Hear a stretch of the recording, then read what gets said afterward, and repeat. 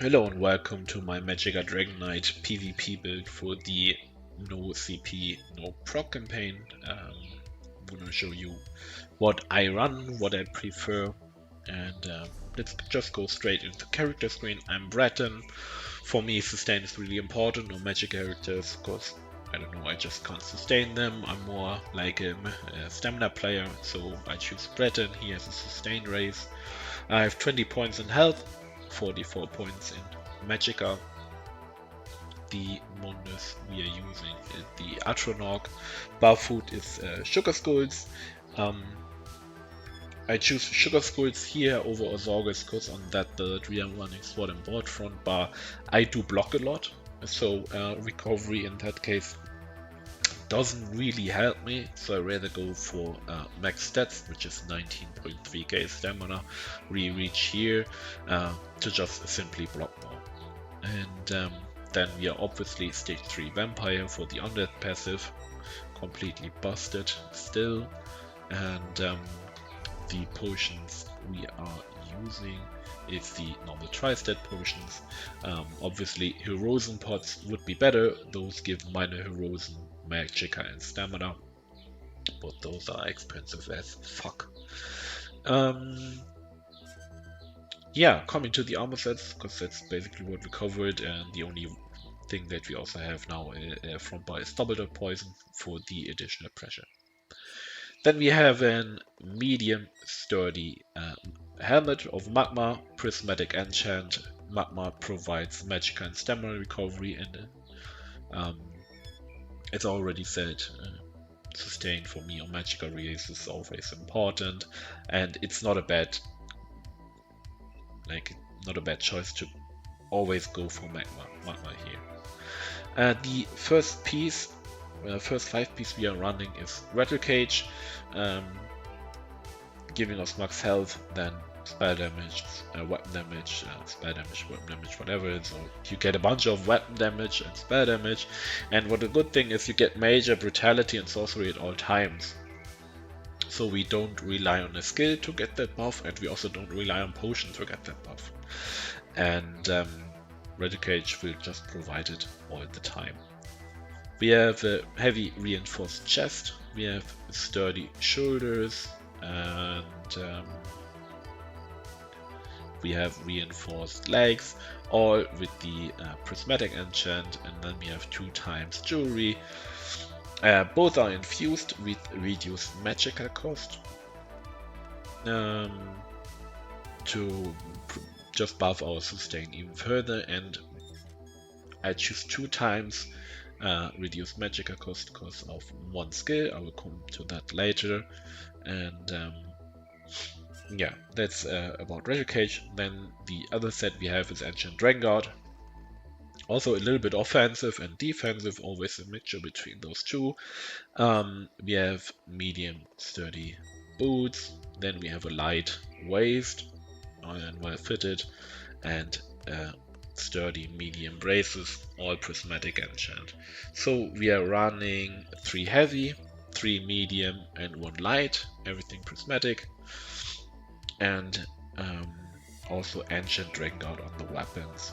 So we have a sturdy shield, we have a Nirn-horned sword, and the defending restoration stuff with the Berserker enchant on back bar.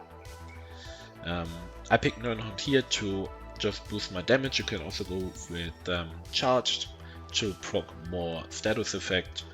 I just picked Nirn to buff damage because also sharpened would be good, but sometimes I put on corrosive, then sharpened would be useless, so just Nirn here, what I prefer. The mythic we are running is Marking Ring of Magistry in infused with Magicka recovery. You can of course swap that to weapon damage if you want, but I kinda need that recovery. That's kind of about the sets, I guess. Let's go to the skills.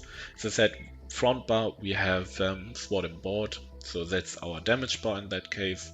We have The main damage spammable is Molten Whip, and we get a higher tooltip when it's stacked up. Like completely stacked up and continuous attack, we reach like 19k tooltip on this, and that's pretty high.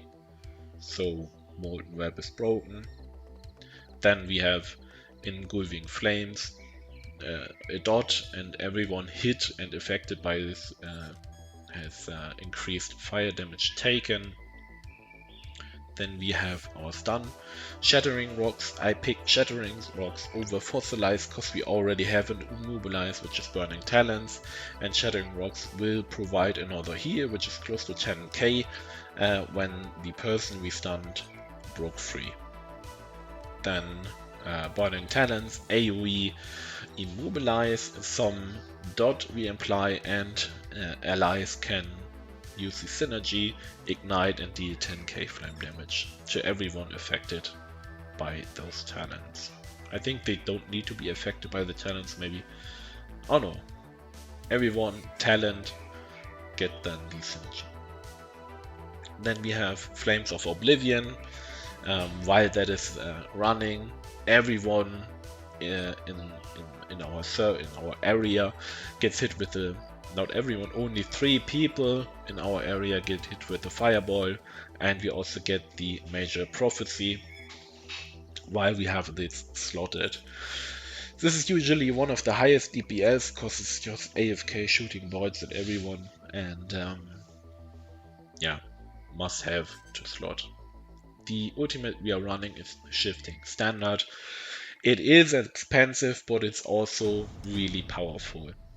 When you put that down and you have people sitting in that standard, they usually melt. They get affected by major defi and have that flame dot running on them. And you also provide the synergy from Banner, Shackle, and so you provide actually 2 hard-hitting synergies with Talents and Shackle, making ult dumps. When you have someone using Harmony, probably Magicka Necro, he will thank you for having another 2 synergies, and those will hit really hard if you have a Harmony Necro with you. Backbar, we are running Coagulating Blood as the burst shield, of course. Then we have Race Against Time for snare removal and speed while kiting. Radiating Regeneration, healing over time, and also providing healing to our allies. Completely busted skill. The more you have in group, the better it is. And then we have Thunderstorm. Reason why I choose 2 times infused cost reduction is that basically Thunderstorm now costs us nothing. Usually Thunderstorm drains your Magicka not once per cast, but now some months ago they changed it, so it drains Magicka per second, and those cost reduction applies to those drain per second, and with 2 times recovery, do 2 times infused reduction, you get 0 cost. So you can cast it for free, you can replace it, and you can even resource stamina by spamming it. If we now, our stamina recovery is basically 0, and I spam this and I restore stamina for free. Also, Thunderstorm is a really good healing over time. You can see here 1.4, 1.2, that obviously gets higher when we have our armor buff active from all the passives and stuff. And that whole area here, people will get snared for 70%. You can really put it in a tower or like camp it, get that healing, and yeah, you can slow people when they chase you. Great skill, and it's fucking for free. Then we have the usual armor buff, volatile armor, and our defensive ult, Life Giver. Yeah, that's basically about it. If you're playing solo, you can maybe slot Ferocious Leap if you want, just play around it, use it more as a base. You can also replace Swatting Board obviously with Dual Wield for more damage, or fire stuff if you want some ranged light attacks. But in general that build is pretty tanky. when we take a look at the stats, we sit at 28k spell resist, 26k physical resist.